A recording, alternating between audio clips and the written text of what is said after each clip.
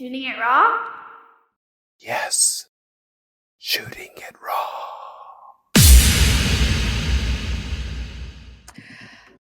raw. Photo 3. Oh, look at this. Dogs.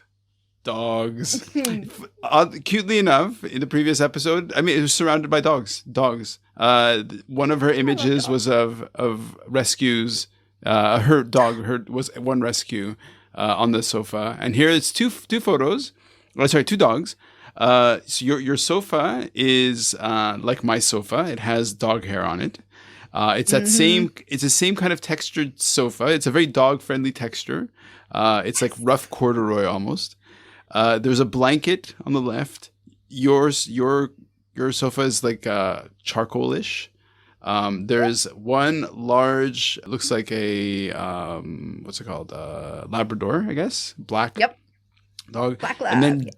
draped over him or her is this other dog that looks like a mix of German Shepherd or something else. Yep. Beautiful eyes, beautiful coloring, tan with white and black, and floppy ears. And they're both. That's what everyone says. Of course. Your babies Always have floppy his ears. I'm just describing what I see. And so, yeah, it's like a moment of these two dogs. There's no humans in it. It's just two dogs on the sofa. Just kind of companionship. You know what? It's sort of like your together photo, only this is slightly different. Okay. With my doggos. Yes. Yeah, so take it away. I couldn't find a picture, so I actually have 3 dogs. I couldn't find a picture of all 3 of them together. Well, there was some, but they weren't that good. This one was just like so sweet. I was like, everyone needs to see this picture. It's amazing. I also have 4 cats, but you only want 3 pictures, so I had to pick and choose. I started with 7, and I had to narrow it down. 7 photos or 7 animals? 7 pictures. Okay, I started with 7 pictures, and I had to narrow it down to the 3. Nice. But so these 2 guys here. So Freddie is the black lab. He is 11 years old. We've had him for 5 years, almost 6 now. Oh wow! Okay. And he's actually my youngest service dog. Okay. And he was a rescue too from America. He came, we like to joke that he's actually American. Yep. And Zen is the dog on top. He is 1.5 years now. So at that picture is probably only just a year. And he's just a big sucky baby. He loves his doggy siblings. He always has to lay like right beside me. He loves his mummy. And he's the one that we took to the mall yesterday. Okay, nice. To get him more acquainted.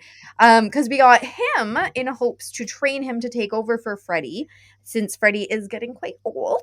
When you say take over and service dog, what do you mean? Yes. So my youngest, he's 16 now, but he does have autism. And so he got a service dog. I guess he would have been 11 at the time when we got him.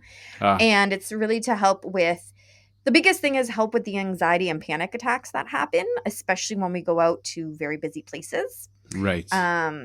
And so with Freddie being 11 years old now, he would like to retire and do nothing. He acts like an old stubborn man now. And so the idea is to train Zen to take over. Whether or not that's going to work, we'll see. We're going to keep doing. Like, he's a really good dog. He's very sweet. You can lay on him like you can lay on Freddie, but he's still very puppyish, right? So we're waiting to see. Yeah, so we're waiting to see if he calms down a bit, because they do have to get a little bit more calm, which is why Freddie didn't start working until he was probably around 5. Yeah, that's what I would have guessed. Yeah. Okay. So they go through extensive training. Yeah. Right. So what is that training like? I mean, is it you're doing it at home, or it's done with a trainer? This time around, we are attempting to do most of it at home. With Freddie, we got him from a trainer that is out in London-ish, Ontario.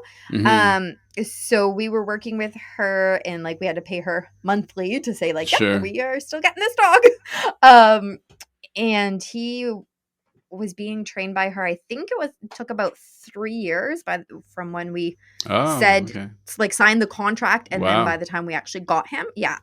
And so, like I said, so Zen's still just very puppyish. She's learning his, sits and stays still. Really doesn't like his downs. He's very stubborn when you try to tell him to lay down, so we'll see.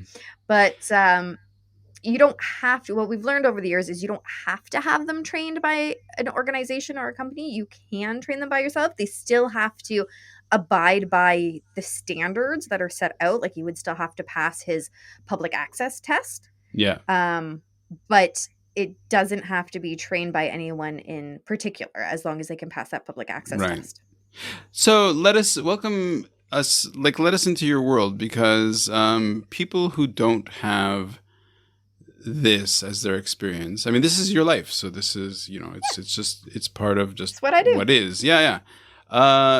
Yesterday, for example, we took this weekend we took our daughter and her friend to Ocean Park here in Hong Kong, and then this water world thing, and cool. Lots and lots of noise, lots and lots of thrills. And if you're, follow your dopamine sort of thing, I mean, this was like full on fight or flight adrenaline rush, right? But in there's dopamine like crazy. And and at the end of the 2 days, both girls were 11. I mean, their brains were fried. Like, my brain was fried, and their brains was really severely fried. Like, in a sense that I could see, like, the stimulus on them was so way above the normal that I could, really perceive how distressing it was. And at the end, they both just needed to like, in their separate houses, her friend went back to her place and Cadence was here. Just need to have their quiet time in a dark room to just sort of like come down from this insane weekend. Okay, so that's my experience. So welcome us into your world where you need to have these service dogs.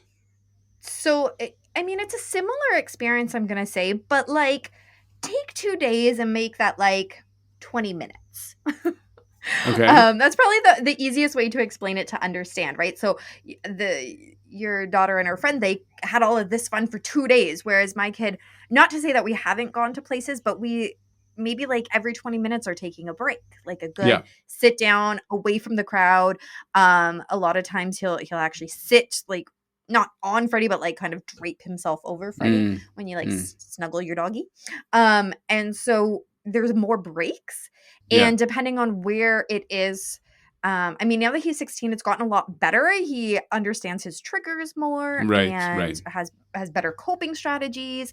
But an example from when he was, say, 11, and under, I remember this one time, I think he was a little bit younger than 11, maybe 9 at the time, but we were at a basketball game, and we had been to them in the past, but this one was particularly busy. It was at the University of Buffalo, I believe. We were at one of their basketball games, and it was particularly busy. And every time the buzzer went off, he was just freaking out. For sure. Running out of the gymnasium, and we had to chase him.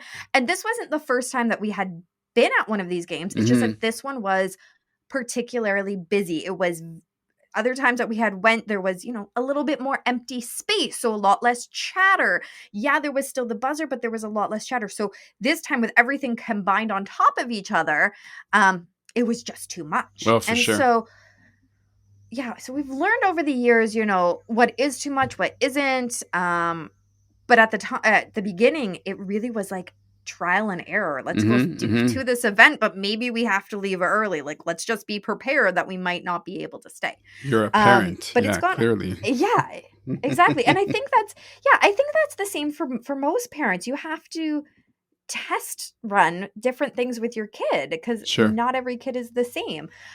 Just for mine and other ones with autism, they can be a little bit more extreme reactions, like completely bolting from a place and you having to chase them so that you don't lose them. Wow. So in terms of talk to me about before your son was born, what was your mental connection to a dog? And now with your son, what is your connection to to be inside a dog? So I was more of a cat person before, and I still have cats. Yeah. I always loved dogs, but I don't know. We just had cats at the house. My mom always said they were easier to take care of. So yeah. So I'm gonna say for both cats and dogs, it's this connection of they don't judge you. Well, cats sometimes judge you, but They're they don't. very judgy. Yeah, Right? But they don't judge you in the sense that they're going to talk back to you or tell you that you're stupid or yeah. things like that. Cats might judge you like you are petting me wrong, but Right. they're not going to judge you on a personal level. And same with dogs. They're excited to see you no matter what. If you've left the room for 5 minutes, they're like, you've been gone forever. I love you. I Yeah. miss you. So it gives you that dopamine rush. Back to that whole dopamine thing.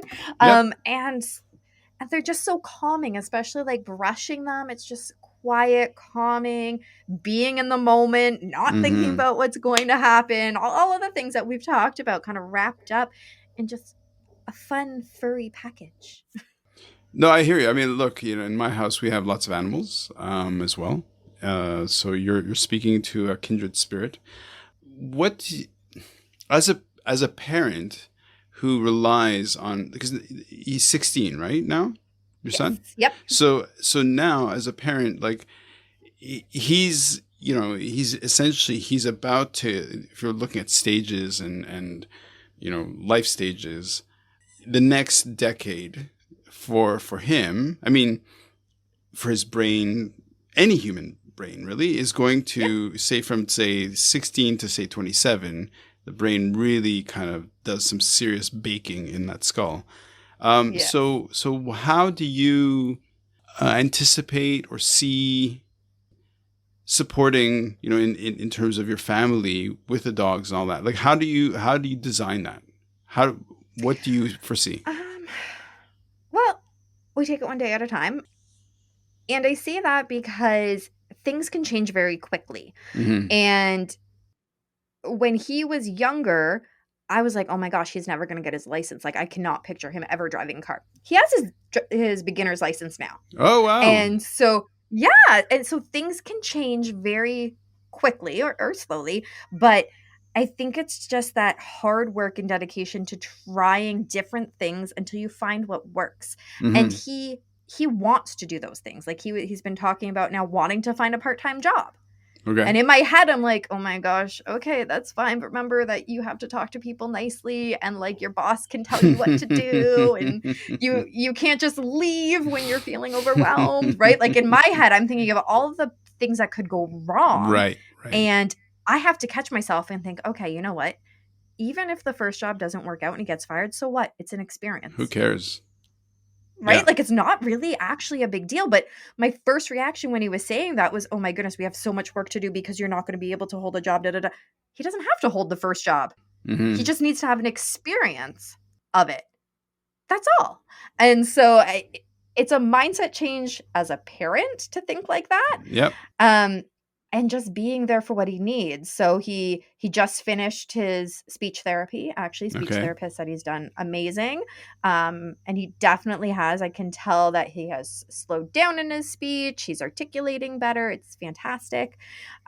He still goes to his other therapist and occupational therapy and stuff. So, he has a lot of things going on to help him. So in 10 years, I'm hoping he'll Hmm. have moved out by then. He should have his full license by then. Hopefully he has figured out his career path. He's talked Wow. about maybe wanting to be a tattoo artist. I'm like, hey, that's really cool because he loves doing art. In fact, he's designed 2 of my tattoos. Ah, Um, nice. yeah. So yeah, just hoping that he's just like any of the other kids out there. Just maybe we need to do more work. Has that side of your life made it into a book? It has. So it was actually the second book that I ever published. I think it was published back in 2018. And it's called A Mother's Truth. Yeah. And it was basically from being pregnant up until I think halfway through grade 6. Oh, wow. And I like to say we're writing part 2 right now because we're living it. And I've been bad. At the beginning, I was really good about taking notes because it's hard to think back on situations. So I was trying to take notes as life went. I've kind of slacked off. But I am going to write a part 2. He graduates next year from high school. So after that, then a part 2 will come up for the teenage years, the high school years. Wow. He actually designed the cover Of? of that A Mother's Truth. He designed the cover of that one. Nice. Randi-Lee, next photo, shall we? Yes. Great. Wait, didn't we do all three? Or is there four? There are 4 photos.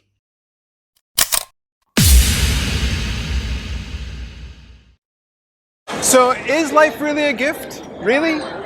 Can you make every second count? That's the whole point of the podcast. So if you like what you've seen and you're inspired, because that really is my mission, then please give it a like, subscribe, and share. Shooting it raw?